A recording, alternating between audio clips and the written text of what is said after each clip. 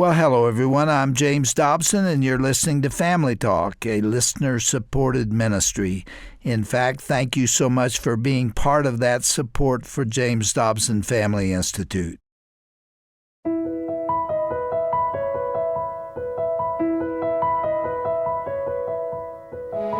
Well, welcome again, friends, to Family Talk. I'm Roger Marsh, and if you've ever been blessed by something in your life and you had no doubt that God had answered your prayer, well, you know how important that blessing was in your life, no matter how big or small the answer to your prayer actually was. God loves to bless others through His people, so it's incredibly important that we learn to hear God's voice and to be obedient when we are called upon. Today's guest here on Family Talk will share some touching stories with our own Dr. James Dobson about this very important topic. His name is Dr. Brice Wilkinson. Did you know that Jesus spoke about money more than He did about heaven and hell combined? In fact, 11 of the 39 parables in the New Testament deal with money. Now, Dr. Brice Wilkinson will share more about this and his book called The God Pocket and how we as believers can ask God to help others here on earth. Dr. Brice Wilkinson has a doctorate of divinity from Western Conservative Baptist Seminary. He's best known for his extremely successful book, The Prayer of Jabez. Brice and his wife Darlene have 3 grown children and many grandchildren. Now let's join Dr. James Dobson and Dr. Brice Wilkinson on today's classic edition of Family Talk. Brice, thanks so much for being with us again. And we talked last time about money, about what the Bible says about money, and even more specifically, what Jesus said about money when He was on this earth. Now, let's go from the theological understanding, and I hope people got what you were saying, because there's just an awful lot there to think about. And then we will make a CD available to anybody who wants to ask for it. But to get practical with that, we come to your book, The God Pocket. But I want you to explain what the God Pocket is. All right. Let me start with a question, Jim. Let's say that I lost my job, and I maxed out all my credit cards, and I have 4 kids home and my wife, and I don't have enough money for food, really. And I'm begging God, if you're up there, you got to give me money. And God sits on His throne, and He listens to all of our millions of requests, and He hears this young man praying for this. And God says, the answer is yes. Give him the money. All right, now, peel away the veil between heaven and earth. How is God going to get the money to the young man? God could speak money into existence in heaven and let the dollar bills float down from heaven, but He doesn't. He could send an angel down with the money, but not one time in the Bible does He, but He could. If you study this biblically, how does God get money to a person who needs it? Answer: it comes from other godly people. That's right. Which means God must have a human partner for Him to answer the person's prayer. That's a staggering thought. So the verse we talked about in the last program is mind-boggling. It's Proverbs 19:17. It says exactly what I'm saying. He that has compassion on the poor, meaning you give to the poor, lends to the Lord. Let me explain that. I was in Africa with my son Dave, and I'd spoken all week to 20,000 leaders at the Dome in Johannesburg, 10,000 business professionals and 10,000 religious leaders. At the end of the week, Dave and I hurried back to the hotel to have a bowl of ice cream. It was 10 o'clock at night, and the place closed at 10. And we got there right before 10, sat down at a little table, and I said to the waitress, ma'am, my son and I ran over here from the Dome. Can we get 2 bowls of ice cream? She says, oh, I'm so sorry. The kitchen's closed, but we have some old gray decaf coffee. Would you like some? I said, oh, man, we really did hurry over here. Could you possibly reconsider? And she saw it being my son, and she says, well, okay. So she turns, Jim, to go back to the kitchen, and God, I don't know how God does this, Jim, but God said to me very clearly, give her a big tip. Now, I already do give people a big tip. And I'm sitting there thinking, how much? And I had been to the bank at the beginning of the week to get South African money. And my son's opposite me, and he leans over. He said, Dad, we're supposed to give that lady a really big tip. I almost fell off the chair. I said, Dave, what are you talking about? He said, no. And Dad, you're supposed to give her the tip. He's like our son, right? Yeah. Had you shared that with him? No, I was just kind of sitting there thinking. So I said to Dave, do you know how much? He said, no. So I'm exhausted from the week, and I'm befuddled. And I have my cash in my front left pocket. I take out the South African rand, and I'm just wondering, do I give her 20 rand or I give her 10? Or it's only 2 bowls of ice cream. And I give up. And I took this wad. It was a big wad of South African rand. It was a lot of money. I folded it in half, and she came over to me, and I said to her, ma'am, you were so kind to get Dave and me some ice cream. We want to give you an extra tip. And I quickly stuck it in her apron pocket. I didn't want my son to see how much I was giving her, and I didn't want her to see how much I was giving. And I felt very uncomfortable. Well, David and I are eating our ice cream. Now, Jim, this really explains what I mean with this. She comes back a few minutes later crying, and she stands right next to the table, and she says, you know Jesus. And I looked at her, and there was no Bible on the table. I didn't wear a collar or anything. And I said, why would you say that? Because he's the only one who knows. He's the only one who knows what. I'm by myself. I have a little baby, and the tips have been terrible, and I haven't paid my rent. And my landlord told me this morning that if I don't have the entire amount for my rent for the 2 months I'm behind, he's taking everything I own out of the one room I rent, throwing it on the dirt, and throwing me and my baby out. And she said, on the way, I took 3 buses to get here. And I said to God, if you love me and if you love my baby, then give me the money for the rent tonight. And she takes out this wad, and she's crying. She said, only Jesus knew. That's exactly how much I owed him. Now, see, she didn't thank me for the money. Why not? It wasn't my money. She thanked Jesus for it. Because she knew who gave it. Now, that's a very important point in your book, that when you give, what you don't owe, because it wouldn't be a gift if you owed it, and you recognize a need in someone, or the Lord gives you that little nudge, you're opening their heart not to you, but to the Lord. That's right.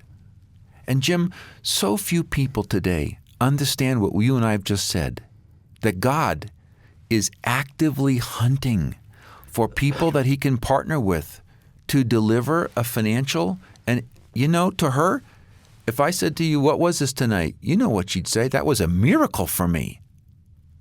Well, how come it was a miracle? Because she knew the chances of a white guy giving her $500+ for a bowl of ice cream, and she knew that it was her last moment because the whole restaurant was closing.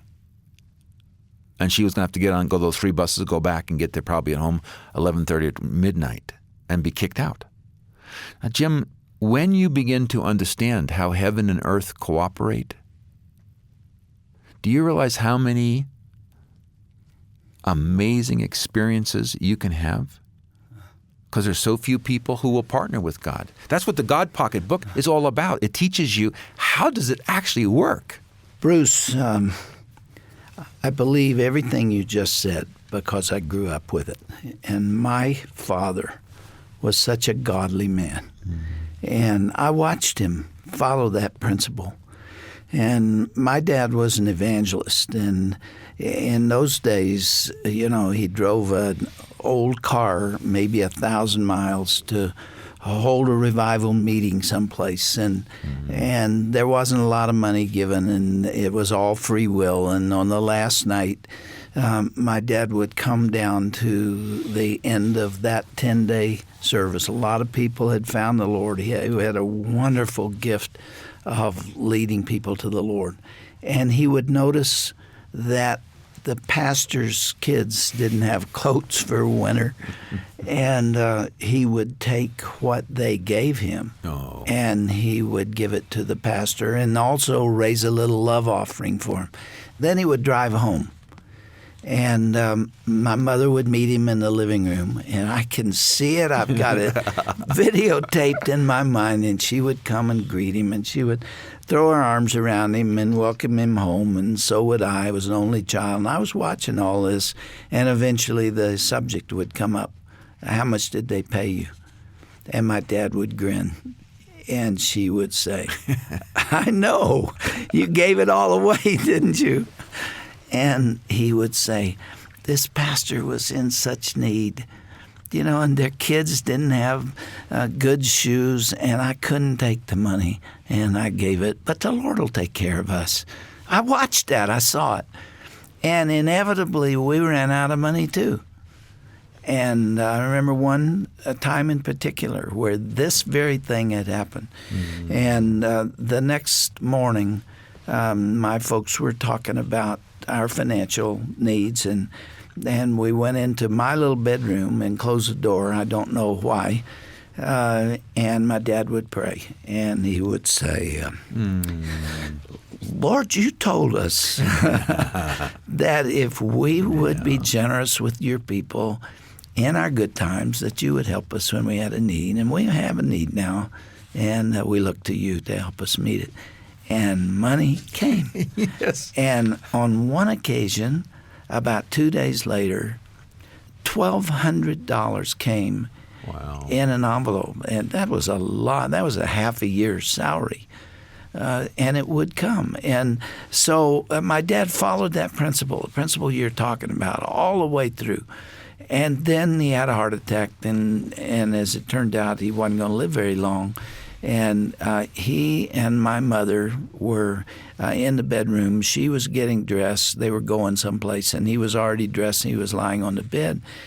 And I wasn't there. My mother told me about this. And she looked over at him, and he was crying. And she said, why are you crying? And he said, well, it's the strangest thing. I was lying here on the bed. I wasn't praying or anything. The Lord spoke to me. And she said, well, what did he say? And he said, he told me something about you. And she said, then you are going to tell me. And he said, well, it was the strangest thing. I was just lying here, and the Lord said he was going to take care of you. Oh, see. And I worried about my parents when one of them died or when my dad couldn't work, because they didn't accumulate anything. My dad gave most of it away. Mm-hmm. And he said, the Lord's going to take care of you. He died 3 days later. And I was, being the only child and only son, I had the responsibility for the finances, and I got into their records and didn't have anything. And they owned a house that wasn't paid for, but it was worth $45,000, and that's all the money that my mother had. And in a few years, she had Parkinson's, and she required $50,000 a year in 24-hour day care. This was a long time ago. And where was that going to come from? And my grandfather had given some stock in Coca-Cola to my dad, and it had just burgeoned. It had really grown enormously, and I never had to give $1 to my mother. Every bill. Isn't that just like God, Jim? Every bill was paid. And I inherited money from them. It is amazing how God answered that prayer because He's faithful. He is so faithful. And that's the part that you saw lived out in front of you. I did. And when you give to others, your kids see it. Yes, and they your do. brothers and sisters and your neighbors and your church friends see it. And it doesn't go to waste. It not only helps the person you give it to, but it also blesses them and says, go thou and do likewise. It does. Now, Bruce, something happened last night that is relevant to what we're talking about today. And I wasn't sure what direction we were going, but you came in to my office today in preparation for this broadcast. and you told me a story of something that just happened. Share it with our listeners. Oh, my. Well, last night I was out. This is the truth now, I promise. Last night I was at a banquet just outside of San Jose in California in a town called Dublin. And they had 500 people come of all different denominations, all to celebrate a pro-life center. And this pro-life center had sonogram machines, ultrasound machines, and they were desperate for some funds. And God dramatically moved. There were 500 people, and that last night. They gave $445,000. Unbelievable. And when people were leaving and I was signing books for them, a lady comes up out of the blue. And I had told the people, because I knew of their love and respect for you, I said, because of the banquet topic, I said, I'm going to enjoy seeing Dr. Dobson tomorrow for lunch. And I said, we've been friends a long time. And people applauded because they love what you've done. And this lady comes up and says, she slides this piece of paper across the table, Jim. This never happened to me. She says, would you give this to Dr. Dobson tomorrow? Well, I thought it was going to be a note. And I looked at it, and it wasn't a note. It was a check. And I said, this is a check. Yes. Is this for Dr. Dobson? Yes, it's for the ministry, because I really believe in what he's doing. You would. What, do you want to write a note for this? No, I think he knows who I am, and I just want to bless what he does. And she smiled and she left. And so here I am. I come down for lunch for you, and I've never, ever delivered a big check like that to somebody. And I said, Jim, do you think this will cover lunch today? And it was $1,000. Yes, it was. Unbelievable. As you're listening, Jim and I just cut a number of programs together, and we could talk for hours yet because that's our friendship. But as you're listening and being ministered to, who couldn't have been ministered to by his story? He just shared about his dad and his mom and the giving, and now he stands on his parents' shoulders, and his two children are on him and Shirley's shoulders. And whether you've ever thought about this, you got one of your feet on his shoulders, don't you? Because he's been building, and Shirley's been building into your life and ministering to you. And his heart is to reach so many more people. So why don't you do what the woman did?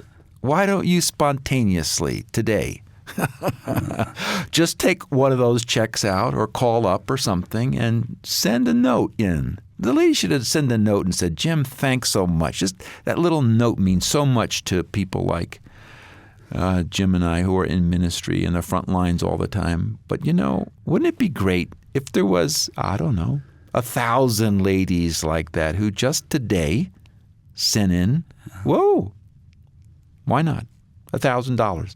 Write a note. Jim, I can't thank you enough, but I want more people to know.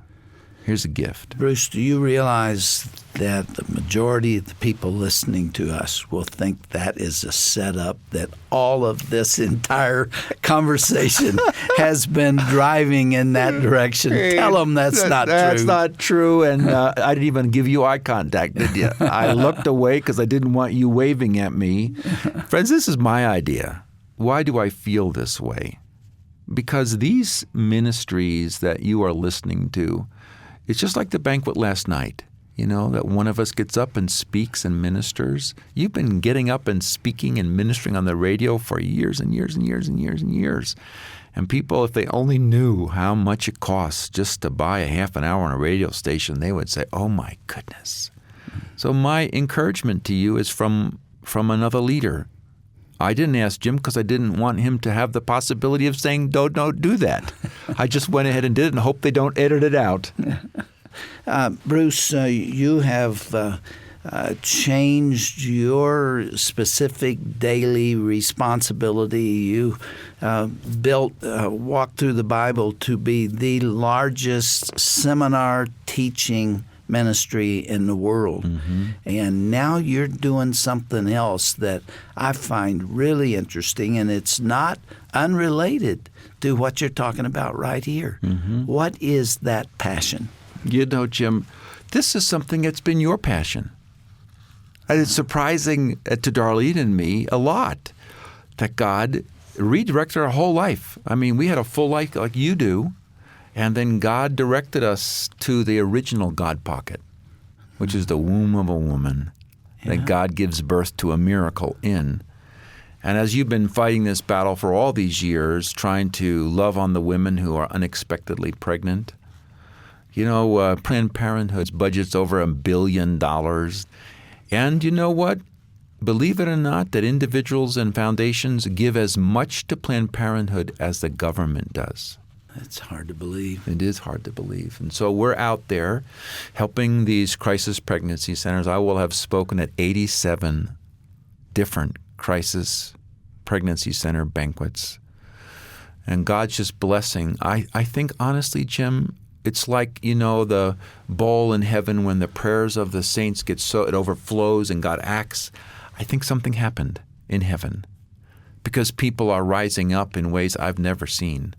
They're giving huge amounts of money for publicity and advertising and being open on the weekend and buy another sonogram machine. And you've got a little booklet that you carry in your pocket. You got it open now that lists what has happened in recent days. We were in Bowie, Maryland. The Lord moved for the people, and they gave $622,000 at the banquet. Then to Dallas, Texas. That's unheard of. It is unheard of. It is a movement of God, Jim. You were talking earlier when we had lunch about the days when God's Spirit just opened doors. Yeah. And you can't explain. You stand there with your mouth open. Yeah. That's what's happening here. God, I think, said in heaven, it's enough of my babies. It's enough. No more. And next year, I honestly believe that all of the work that you and all of these centers have been doing, I think it's going to split open. Honestly, I do. Next year. This is an era that calls for greatness from each of us to rise up and do things that we would have never imagined ourselves doing because this era, this time we're living, demands it from us. Bruce, I have loved this time talking to you. It's been so inspirational and so enlightening. And it always is when you come. Thank you for being with us. Thank you for the God pocket and the concept of giving. And I believe a lot of people are going to be touched. Thank you, Jim, and bless you. Would you come back? I will come back again and again and again. Keep standing for the truth, my friend. Oh, we love you. You too.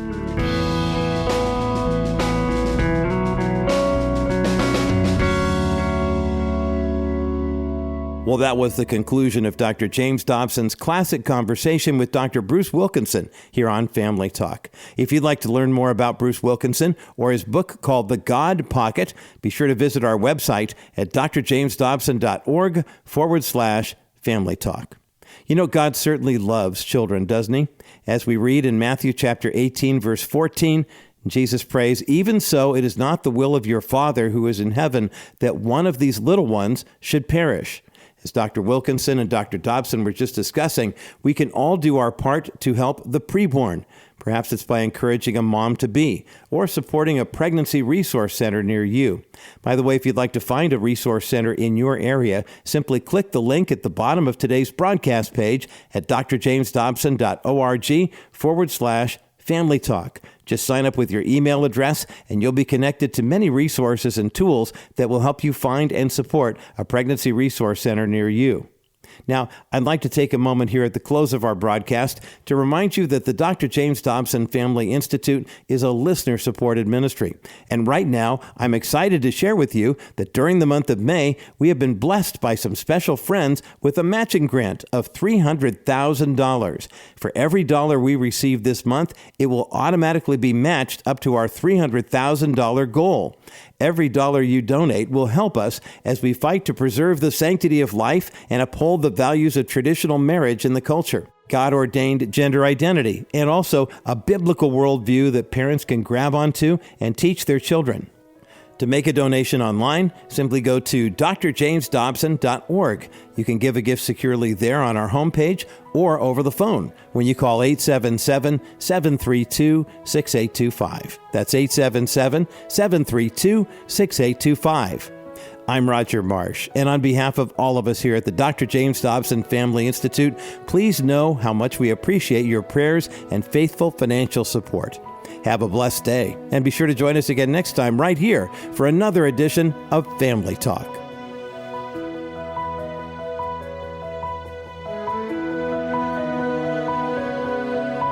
This has been a presentation of the Dr. James Dobson Family Institute. Hey everyone, Roger Marsh here. When you think about your family and where they will be when you're no longer living, are you worried? Are you confident? Are you hopeful? What kind of legacy are you leaving for your children and their children? Here at Family Talk, we're committed to helping you understand the legacy that you're leaving for your family. Join us today at drjamesdobson.org for helpful insights, tips, and advice from Dr. James Dobson himself. And remember, your legacy matters.